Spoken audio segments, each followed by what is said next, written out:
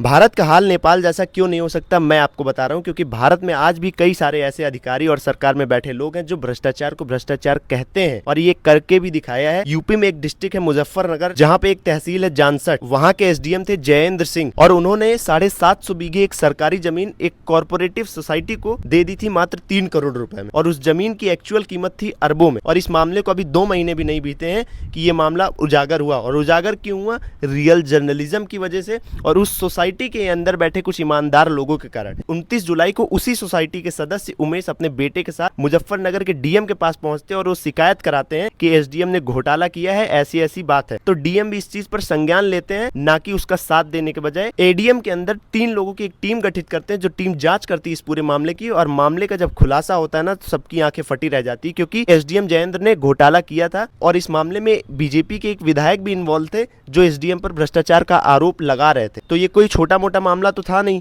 तो अगर ये लोग चाहते तो आपस में सांठगांठ कर सकते थे। डीएम थे, एडीएम थे, विधायक थे, तो अगर ये लोग चाहते तो क्या मिल नहीं सकते थे? बहुत आराम से मिल सकते थे। लेकिन ऐसा नहीं हुआ। इन लोगों ने भ्रष्टाचार के खिलाफ बोलना सही समझा और उसका खुलासा किया, और इसीलिए भारत को दुनिया का सबसे बड़ा लोकतंत्र बोला जाता है। यही खूबसूरती है हमारे लोकतंत्र की। फिलहाल इन एसडीएम को सस्पेंड कर दिया गया है, मामला कोर्ट तक भी पहुंचा है और एक्शन योगी सरकार की तरफ से लिया गया है इसमें। तो भारत का हाल नेपाल जैसा क्यों नहीं हो सकता, ये एक बड़ा उदाहरण है। ऐसा नहीं कि भ्रष्टाचार है नहीं भारत में, बिल्कुल है। सरकार में कई बैठे लोग ये काम कर रहे हैं, कई आला अधिकारी ये काम कर रहे हैं। जैसे यही जयेंद्र सिंह हो गए, ये भी तो घोटाला कर रहे थे, खुलासा हो गया। ना हुआ होता तो पता ही ना चलता लोगों को। और ये खुलासा तभी हुआ जब कई सारे जर्नलिस्ट ने निष्पक्ष होकर इस पर आवाज उठाई, वो दबे नहीं। रिश्वत और घूस देने की कोशिश इन्हें भी की गई, लेकिन ये लोग आवाज उठाते रहे भ्रष्टाचार के खिलाफ, और अंत में सच की जीत भी हुई। और ये भी बात सच है कि हमारे देश में न जाने जयेंद्र सिंह जैसे कितने अधिकारी बैठे होंगे जो हर दिन घूस ले रहे हैं और हर दिन भ्रष्टाचार कर रहे हैं, जिनका असर आम आदमी पर पड़ रहा है और सच दब जाता है। लेकिन मुजफ्फरनगर के डीएम जैसे भी कई आला अधिकारी हमारे देश में हैं